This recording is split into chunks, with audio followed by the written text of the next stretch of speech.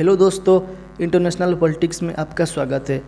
दोस्तों, आज के समय देश की राजधानी दिल्ली में 4 साल के अंतराल के बाद इंडिया और यूएस के बीच में बायलैटरल रिलेशन और ट्रेड को लेकर बातचीत चल रही है, जिसका नाम है India USA trade policy forum रखा गया है, जो इस फोरम का 12th एडिशन है।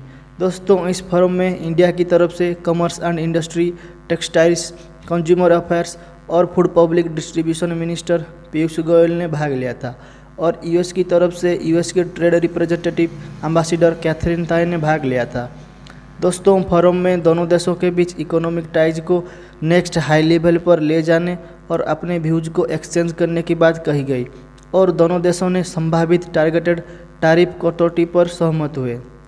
दोनों साइड ने यहाँ पर यह डिसाइड किया कि वो agriculture, non agriculture goods, services, investment और इंटेलेक्चुअल प्रॉपर्टी में जो एक म्यूचुअल कंसर्न है, कैसे उसको म्यूचुअली बेनिफिशियल बनाए।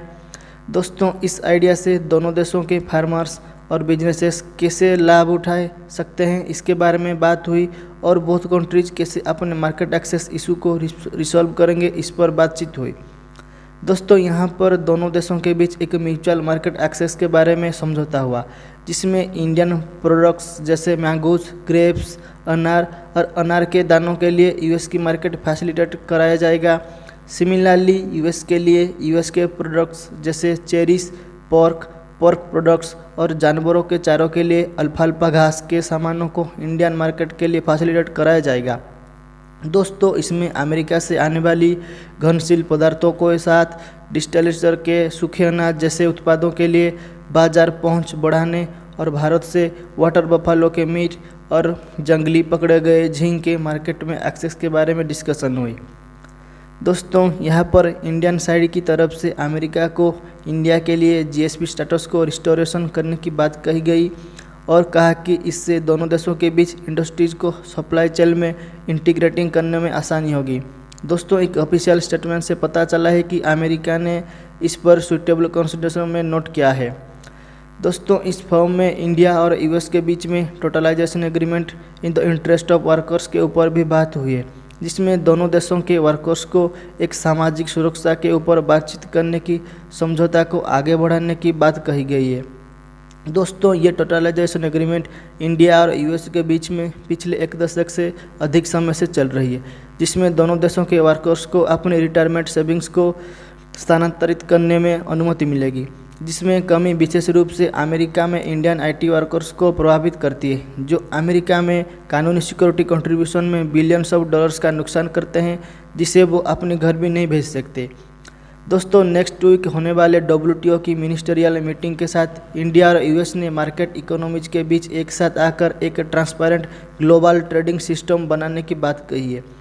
दोस्तों, दोनों देशों ने मल्टीलैटरल फोरम जैसे G20 और डब्ल्यूटीओ में एक साथ आकर सहयोग करने की बात कही है। दोस्तों, दोनों देशों ने डब्ल्यूटीओ में चल रही अपने डिस्प्यूट्स को सॉल्व करने की बात कही है। दोस्तों, मिस ताई और मिस्टर गोयल ने टीपीएफ की वर्किंग ग्रुप को मार्च 2022 से पहले डेवलप प्लान फॉर एक्शन का निर्देश दिया है, जिसमें स्पेसिफिक ट्रेड आउटकम्स को आइडेंटिफाई करना है, जिन्हें 2022 के मिड तक होने वाले टीपीएफ की इंटरसेशनल मीटिंग में अंतिम रूप दे सके। दोस्तों, यूएस ने इंडिया की 2025 तक पेट्रोल में 20% इथेनॉल ब्लेंडिंग की अपने लक्ष्य में इंटरेस्ट दिखाया है और दोनों देशों ने एक सिक्योर फार्मास्यूटिकल मैन्युफैक्चरिंग बेस बनाने और D risk global supply chain critical sector like health में एक साथ आकर काम करने की कही है।